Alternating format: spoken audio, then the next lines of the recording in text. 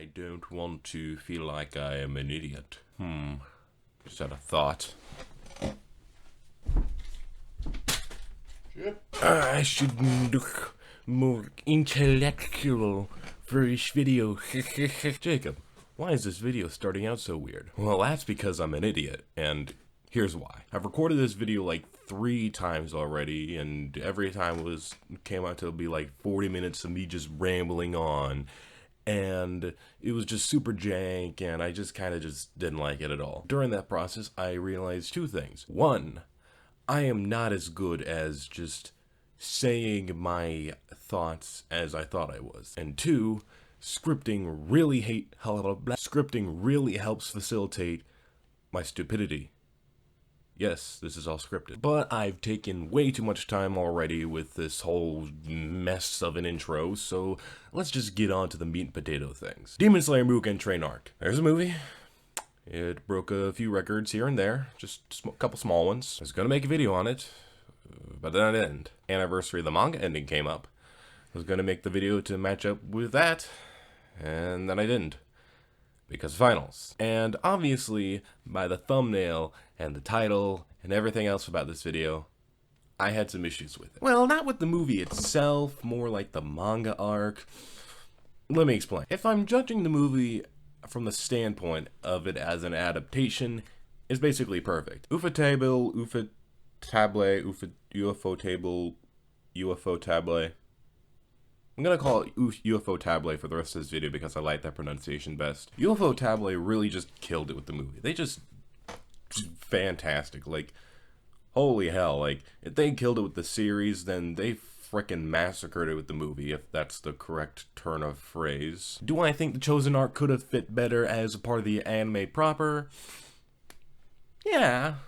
But it's already a movie, so you might as well just go watch it. In any case, after watching the movie and getting over the initial jitters of, oh my god, I finally watched a film in theaters for the first time in like a year, I got to thinking, and I thought some more, and I came to the conclusion, and I didn't think the movie was that good. So because I was so used to reading the source material when the adaptation didn't really pan out, looking at you, One Piece and Black Clover, I decided I would go ahead and read the manga to see if my problems were alleviated there. Oh boy, was I wrong. If anything, the problems I had with the movie were even greater in the manga, aside from one problem I had with the movie, which I'll get to in a bit. It was after reading through the arc that I actually had a greater appreciation for the movie. Fun fact for those who haven't read the manga, basically all the action sequences in the movie are extended. And along with those, almost all the dreams, other than Rengoku's, are extended. So UFO Table kind of just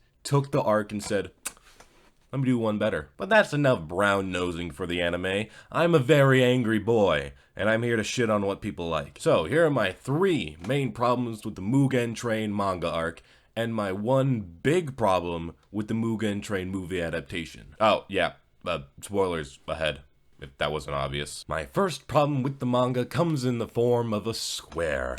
A mind-numbing exposition. Sure, the pace of the story is still technically fast. A little too fast in my opinion, but whatever. But I just can't help but feel slowed down whenever those text boxes start filling up the page. I mean, I get the necessity of explaining stuff, but come on, Gotake could have really just made it more natural by having a character explain it instead of just shoving in a narrator box. Which the movie kinda did.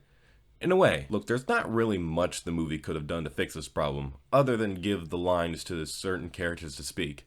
Kinda like what the Jujutsu Kaisen anime did for some scenes. What I will say though is that I wish there was some things the movie did expand upon. You know those awls or shivs or whatever that Enmu's slaves had? Well, apparently they're made from his bones and teeth.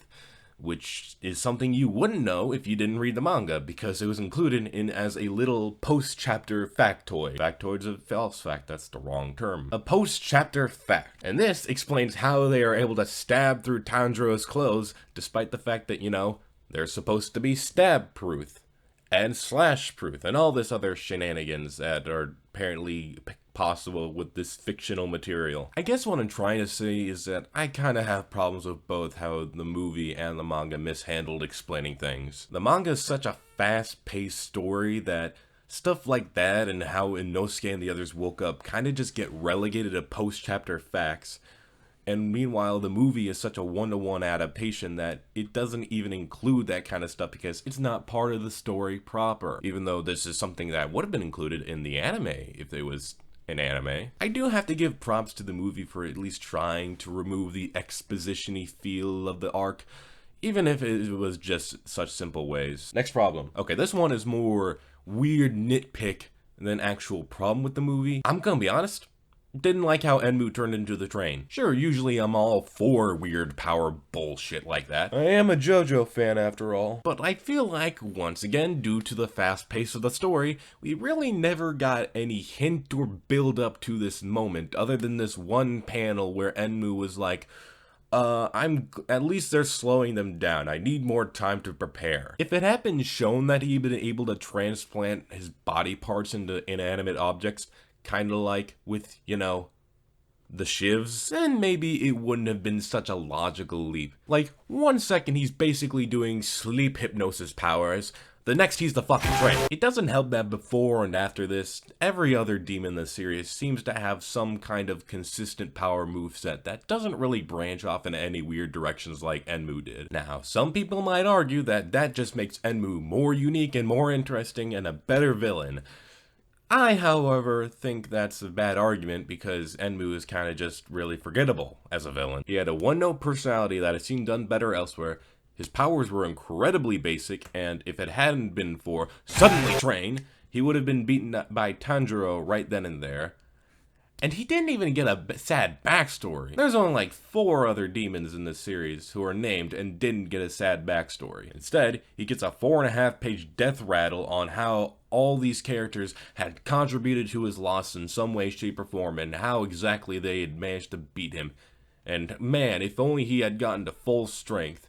You know, something we've been reading about for like the past 10 chapters. Add on the fact that Enmu's spotlight was completely derailed in the 11th hour by another villain, and you kind of just have no real reason to remember Enmu other than the fact that he is the reason the arc ended up there in the first place. Speaking of the second villain, while I do have problems with him, they're more in line with how the movie handled him, so I'll get to that later. For now, it's time to reveal my final issue with the manga, and that is, drumroll please! Okay, the thumbnail already spoiled it. It's the character of Rengoku Kyojuro. Yes, I said it the Japanese way. Fuck you, fight me. On Rengoku as a character, I'm gonna say something that's purposefully contradictory. He is in fact my favorite and least favorite character of this arc. From everything he does in the story, it is very clear he had only one purpose. Be cool, then die. Think about it. He impresses the 3 main characters with his swordplay, in a dream, but it still counts. His body instinctively protects himself even while unconscious by chokeholding an orphan to do it, and then he effortlessly does the job of 3 demon slayers by protecting the 5 back carriages. Oh, and then he dies. Sure, it was a cool fight, but it was only like 2.5 chapters. In fact, he barely does anything of real note this arc other than just the final fight. He was asleep for most of it, and unlike Tanjiro, he didn't really get any subconscious warnings that he was being attacked and this was a dream. Which is kind of weird considering how much of an uber badass he's supposed to be, but I will let it slide because Tanjiro's the MC. Speaking of him being asleep, let's talk about Rengoku's dream. While it did help little with his characterization, and I appreciated the subtle storytelling Gotage did with his father's depression and his mother dying, I couldn't help but wonder when I was first watching this in the theater, why was his dream sad when the others were basically really happy, kind of idealistic scenarios? And then I realized like 5 minutes later that he was probably gonna die. And I didn't even get spoiled. I just heard that most characters later on just die, with the only specific one being...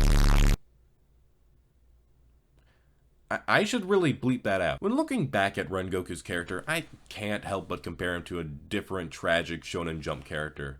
And that would be One Piece's Portgas D. Ace. I mean, the parallels are right there. Cool guy with fire-based powers, acts as a mentor / older brother-like character to the main character, taking a backseat throughout the main portions of the story, all to end up dying during a series climax via a fist through the chest. The thing is, Gotage basically did a speed run of what Oda did over the course of like 5 arcs in only 1. And even with Ace, I didn't think his character was that good. I only really appreciated him after his death, and we got the whole post-death flashback, and also what's been going on currently on in the series, which, if you haven't caught up with Wano, spoilers, that I won't be getting into, because this is a Demon Slayer video. Yes, I get the point of characters written to die, but I just couldn't help but feel like Rengoku is less of a character and more of a plot device. So if these are all my opinions on the character of Rengoku Kyojuro, why the hell is he also my favorite character in this arc? One word, sei. 2 words, voice acting. Because of how the manga was adapted, there was really no changes made other than his fight with Akasa being extended. But what really brought him to life for me was his voice. When I went to go see it in theaters, I specifically went to go see it in sub. Not because I didn't like the dub, it just didn't blow me away. With how good dubs are nowadays, even terrible anime like Devil's Line can get a decent one. I will say though that I do quite like Inosuke's dub voice, even though he does kinda sound like a teenage Billy from Billy and Mandy. Coming through! Coming through! In any case, I was immediately hooked upon hearing his voice in the anime. Hino Satoshi, you beautiful man, you really helped bring this character to life for me. Fun fact, he actually did voice a character in Devil's Line. Along with that, some of his more recent roles have been Kamo Noritoshi from Jujutsu Kaisen, as well as the terrible, the powerful, the fantastic Ainzul Gon. Love the character, hate season 3. But yeah, thanks to Hino, I was completely enthralled with the character and even distracted from how bland Rengoku really was. Until I decided to make a retrospective piece, picking apart the arc of a manga series that managed to outsell One Piece at one point, and telling random people on the internet why it's bad. Fun times! But now, ladies and gentlemen, I have given the anime the good back alley treatment long enough. It's time for the bad back alley treatment. So, what is my one big problem with the movie that you've been wondering this entire time unless you already scrolled to the comments to yell at me? Well, I'll tell you. It's the fact that it ends. And no, this isn't some cheeky way of saying, oh my god, it was so good, I hate the fact that it ended. No, it's the fact that it actually ends at that point in the series. Because of all the arcs they chose for the movie, it was probably the worst one they could have chosen for a conclusion. Let's take this from the perspective of an anime only. You're sitting in the theater. Tanjiro had just taken out Enmu with the help of Inosuke and friends. And now, after all this is said and done, Rengoku, one of the series' most powerful warriors, is praising his efforts. It's all done. All is right with the world. And then...